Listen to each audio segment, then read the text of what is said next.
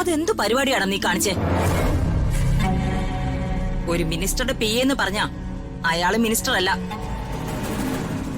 അതാദ്യം മനസ്സിലാക്കാനുള്ള സാമാന്യ ബോധമെങ്കിലും ഉണ്ടാവണം. നീ എന്ത് ധൈര്യത്തിലാ പ്രതാപം പറയാതെ ഓരോന്നും ചെയ്തു കൂട്ടുന്നേ? നീ സബ്മിറ്റ് ചെയ്ത പേപ്പേഴ്സിലെ എന്തെങ്കിലും ഒരു പ്രശ്നം വന്നാ അത് നിന്നെയല്ല ബാധിക്കുന്നേ, അവനെയാ ബാധിക്കുന്നേ. അതുപോലും മനസ്സിലാക്കാതെ ഓരോ കാര്യങ്ങൾ ചെയ്തു വെച്ചേക്കുന്നു. ചേച്ചി, കാര്യങ്ങൾ മനസ്സിലാക്കാതെ ഒന്നും പറയരുത്. ഞാൻ പറഞ്ഞിട്ടാ അവൻ പേപ്പേഴ്സ് സബ്മിറ്റ് ചെയ്തത്. എന്റെ സൈൻ ഇല്ലാതെ എന്ത് പേപ്പേഴ്സ് ആണെങ്കിലും സബ്മിറ്റ് ചെയ്തിട്ട് ഒരു കാര്യമില്ല. സത്യം പറഞ്ഞാൽ ഇന്നലെ സബ്മിറ്റ് ചെയ്യണമെന്നായിരുന്നു പറഞ്ഞിരുന്നത്. പക്ഷെ ഞാനത് വിട്ടുപോയി. അത് ഓർത്ത് വെച്ച് ആ പേപ്പേഴ്സ് സബ്മിറ്റ് ചെയ്ത അവനെ വഴക്ക് പറയുന്നത് കേട്ടോണ്ടിരിക്കാൻ എന്നെ കൊണ്ടാവില്ല. അതുകൊണ്ട് കാര്യങ്ങൾ പൂർണ്ണമായിട്ട് മനസ്സിലാക്കാതെ ആരോടും ഒന്നും സംസാരിക്കരുത്.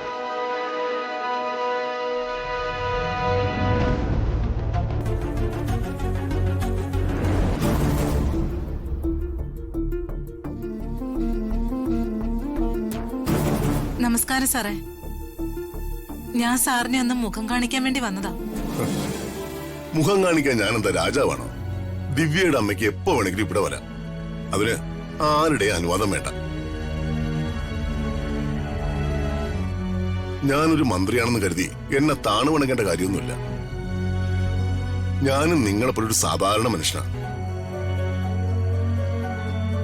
നിങ്ങളെപ്പോലുള്ള എല്ലാ അമ്മമാരുടെയും മക്കളെ പോലെ കരുതിയാൽ മതി ഞങ്ങൾ മന്ത്രിമാരെ. നിങ്ങളുടെ സേവകരാണ് ഞങ്ങൾ. നിങ്ങളുടെ ആവശ്യങ്ങൾ നിറവേറ്റാനായി നിങ്ങൾ തിരഞ്ഞെടുത്ത ആൾക്കാരാണ് ഞങ്ങൾ. പണ്ടത്തെ രാജഭരണമൊന്നും അല്ല ഇപ്പോ. അതുകൊണ്ട് രാജാവിനെ പോലൊന്നും ഞങ്ങൾ ആരെയും കാണണ്ട.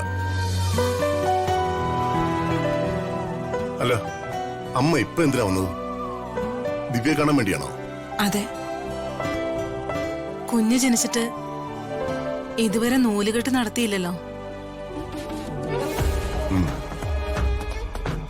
അപ്പോ കുഞ്ഞിന് നൂലുകെട്ട് നടത്തണം, കുഞ്ഞിന് പേരിടണം.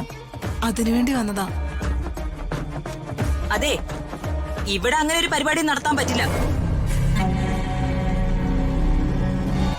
വലിയ വീടും കണ്ണു വെച്ചിട്ട് ഉടായിപ്പ് പരിപാടിയും കൊണ്ട് എന്റെ മോന്റെ തലയിൽ കേറുന്നതും പോരാ, ഇപ്പൊ ചടങ്ങ് നടത്താനുള്ള കൊട്ടേഷനായിട്ട് വന്നിരിക്കല്ലേ?